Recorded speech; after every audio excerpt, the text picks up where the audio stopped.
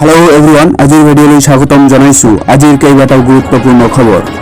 এই মুহূৰ্তত এক ডাঙৰ খবৰ, লাভলীনা বৰগোহাঁইক অসমৰ শিক্ষা বিভাগৰ ব্ৰেণ্ড এম্বেছাডৰ হিচাপে নিযুক্তি প্ৰদান ঘোষণা কৰিলে শিক্ষামন্ত্ৰীয়ে। আৰু তেওঁ কয় লাভলীনা বৰগোহাঁইয়ে শিক্ষাক আগুৱাই নিয়াত সহায় কৰিব, বিশেষকৈ শিক্ষাৰ বাবে নাৰীসকলক অনুপ্ৰাণিত কৰিব বুলি মত পোষণ কৰে।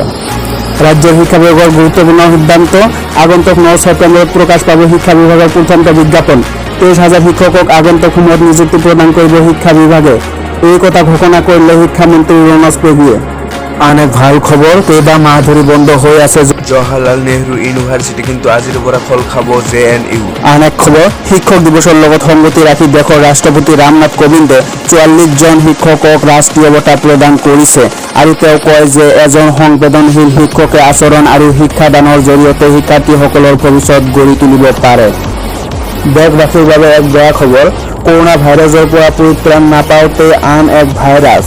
3 বছৰৰ অন্তত পুনৰ ভাৰতত প্ৰৱেশ নিপা ভাইৰাছ। কেৰালাত এটি কিশোৰ এই ভাইৰাছত আক্ৰান্ত হৈ মৃত্যু হয়। ইফালে কলগছৰ ফুৰবানী ব্ৰহ্মপুত্ৰৰে বাংলাদেশলৈ গৰু সৰবৰাহ কৰিবলৈ যাওঁতে BSFে জব্দ কৰিলে 23টাকৈ গৰু। ইফালে দক্ষিণ হালমাৰাত AIEDFত খহনীয়তা, বিজেপিত যোগদান কৰিলে পঞ্চায়তৰ সভানেত্ৰীৰ লগতে কেইবাজনো ব্যক্তি। পৰৱৰ্তী খবৰটো হৈছে ইউপিত বিপদ বাঢ়িছে বিজেপিত। কৃষকক একত্ৰিত কৰি ধাৰাবাহিক মহাপঞ্চায়ত অনুষ্ঠিত কৰাৰ সিদ্ধান্ত কৃষকসকলৰ।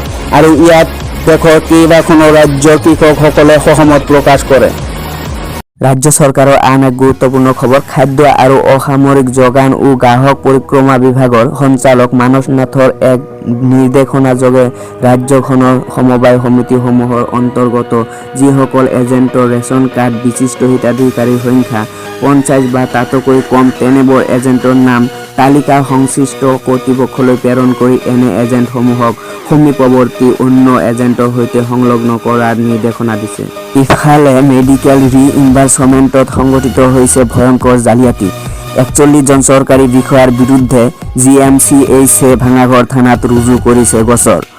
আৰু এই জালিয়াতিত জড়িত অধিকাংশই APDCLৰ বিষয়া।